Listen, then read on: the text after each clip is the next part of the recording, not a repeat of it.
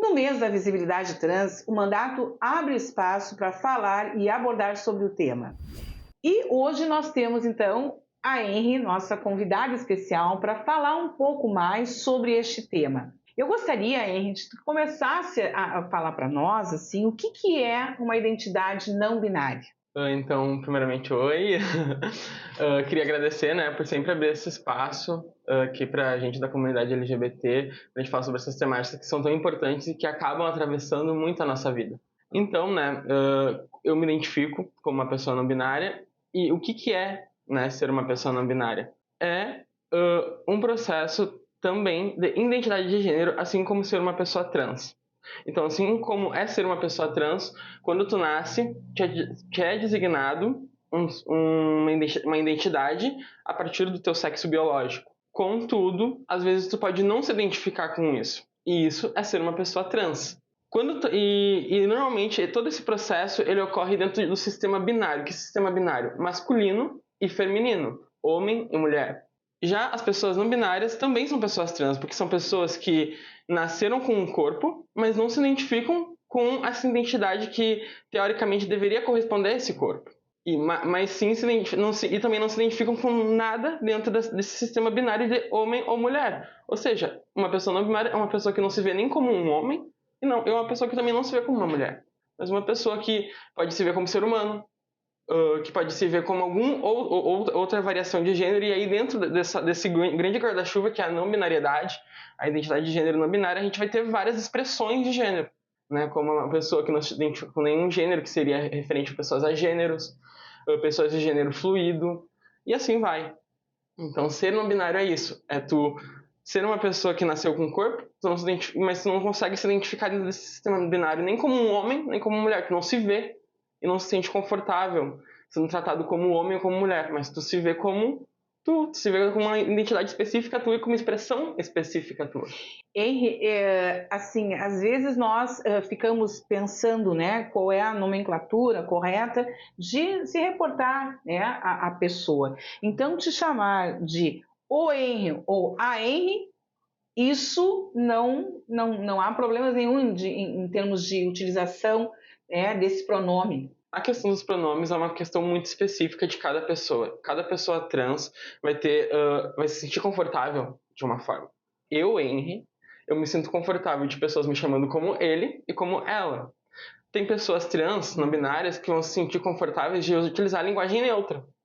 Tem pessoas trans que vão se sentir confortáveis de usar só a linguagem feminina ou só a linguagem masculina, só o ele ou só o ela.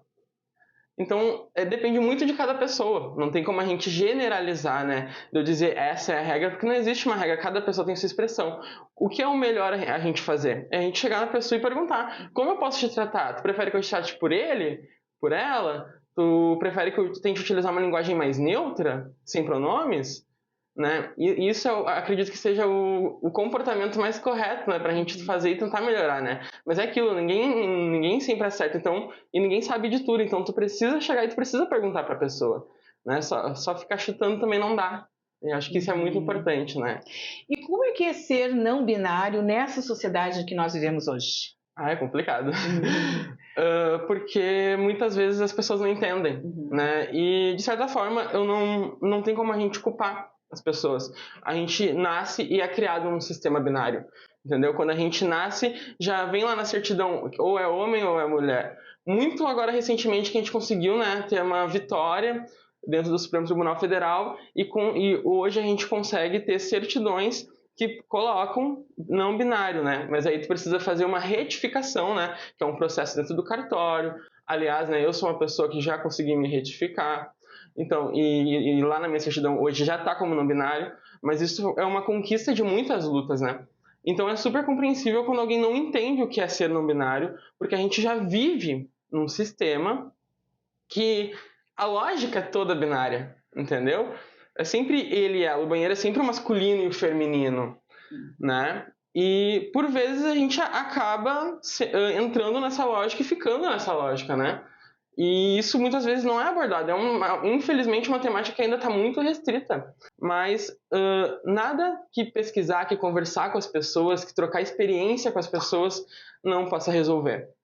O diálogo é sempre o melhor caminho, né? E claro, e tu não entender uma coisa não significa que tu pode ter preconceito ou praticar violência com aquilo. Então isso é uma coisa muito importante. Cada pessoa tem sua identidade, cada pessoa tem sua existência e cada pessoa tem seu jeito. E isso deve ser respeitado dentro da individualidade e da liberdade de cada um. Identidade de gênero também é uma atitude política. Como é que tu percebe isso, Henry? Então, eu acho que essa tua fala foi 100% acertada, assim. Claro que a questão identitária é muito importante e, enfim, mas quando tu se torna uma pessoa trans, quando tu se torna uma pessoa não binária, né? Porque tudo é sobre o teu processo, cada pessoa tem seu processo de descoberta, seu processo de como vai experimentar a vida, como é que vai experimentar as coisas, tu acaba sim se tornando um ser político. Eu não estou falando aqui de um ser político partidário, né? De esquerda, de direita, de centro, não. A gente está falando aqui sobre existência, sobre tu resistir numa sociedade que, querendo ou não, está sempre tentando te eliminar, né? Hoje, a gente é o país que mais mata pessoas trans no mundo. A gente já teve momentos da nossa história que a gente matava uma pessoa LGBT a cada 19 horas. Então, quando tu nasce LGBT, e especificamente quando tu nasce trans e com uma expressão de gênero forte, em que tu modifica o ambiente e que tu começa a receber os olhares, tu acaba chamando a atenção. E muitas vezes tu acaba chamando a violência. E para isso, tu vai ir contra a maré, tu vai ir contra a corrente. E quando tu ir contra a corrente, tu vai sofrer o preconceito, tu vai sofrer a dor. A violência contra a comunidade LGBTQIA+, no Brasil, matou 273 pessoas em 2022. Isso representa 2 mortes a cada 3 dias, uma morte a cada 32 horas. As mulheres trans e travestis foram as maiores vítimas, 58% das mortes, seguidas dos homens gays, 35%. Esses dados são do Observatório de Mortes e Violências contra LGBT no Brasil. Porque isso faz parte, e isso não é normal. Isso não é normal. E aí é aqui que nos cabe questionar, né, vereadora? Por que que o jeito de alguém se expressar incomoda tanto a outra pessoa? Nós somos seres políticos, nós existimos, nós vamos continuar existindo, né? E então seria muito, muito melhor tratar todo mundo com amor, com respeito, com empatia, se colocar no lugar do outro. Porque o que uma pessoa trans enfrenta, só uma pessoa trans sabe. Cada pessoa vive sua experiência, cada pessoa vai sentir, vai ter suas dores, vai ter seus traumas, mas também vai ter suas alegrias. Então, ser uma pessoa trans, eu gosto de dizer que é tu ser um ser político. Porque quando tu nasce, tu já nasce contra o sistema. Tu já nasce dizendo, não, eu não quero me identificar assim. Eu não sou isso. E eu não posso ser isso.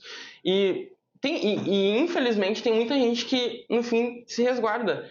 Mas não deve ser assim. A gente tem que se expressar, né? E cada pessoa vai ter suas condições, cada pessoa vai ter seu momento. Mas, acima de tudo, a gente precisa empenhar esforços para tornar a sociedade um pouco mais acolhedora. Porque não é fácil tu sair na rua com medo.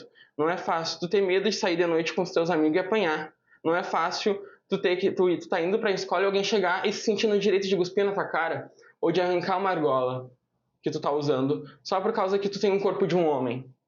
Ou só porque tu tem um corpo de uma mulher e tá usando só uma regata. Entendeu? São questões que atravessam a nossa vida e que parecem tão simples para os outros, mas que para nós acaba sendo um tremendo desafio. Para muitas pessoas trans, sejam elas binárias ou não binárias, é muito difícil sair na rua porque a gente tem medo. A gente tem medo que a gente não volte para casa. Que seja a última vez que a gente vai ver nossa mãe, nosso pai, nosso namorado, namorada, nossos amigos. Porque essa é a nossa realidade. E nós, LGBTs, a gente nasce resistindo.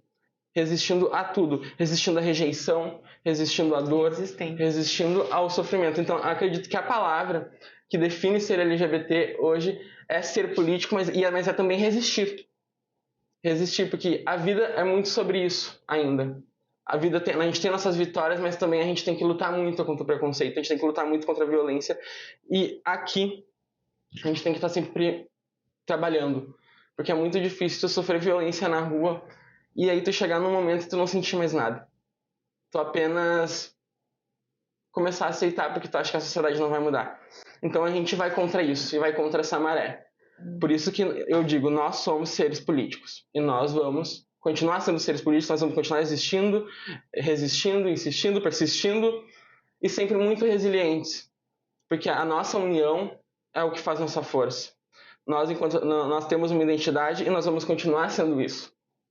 Então, a única coisa que eu sempre peço para o pessoal que eu estou conversando, quando me perguntam, e como é que tu gosta de ser tratado, é com empatia.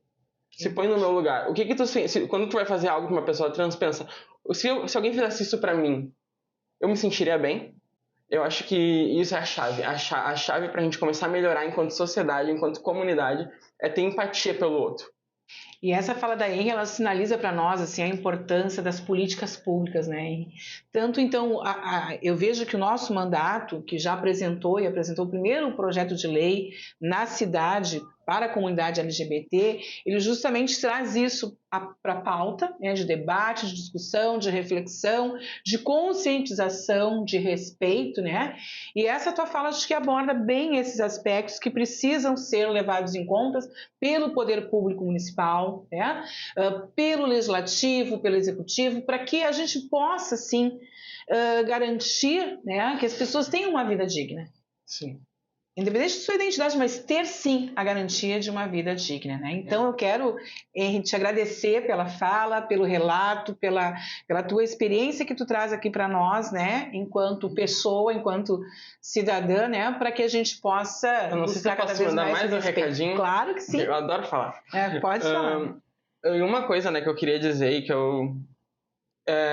pai, mãe, se tu tem um filho trans, seja adolescente, seja uma criança que está começando o seu processo de descoberta, acolhe, dá amor. Porque a família é central nesse processo, entendeu? E tem uma coisa que é certa, a família a gente escolhe, mas a gente só pode escolher aquelas pessoas que nos dão amor, aquelas pessoas que nos dão segurança. Uhum.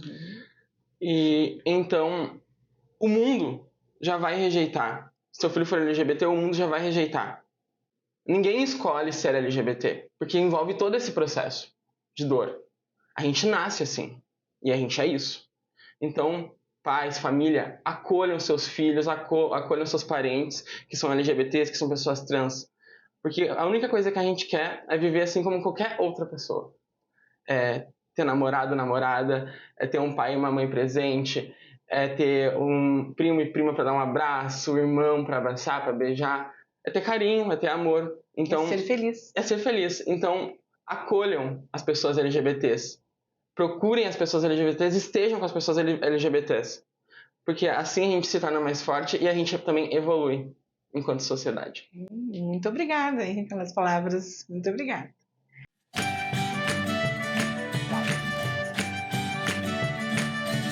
Vereadora Paz.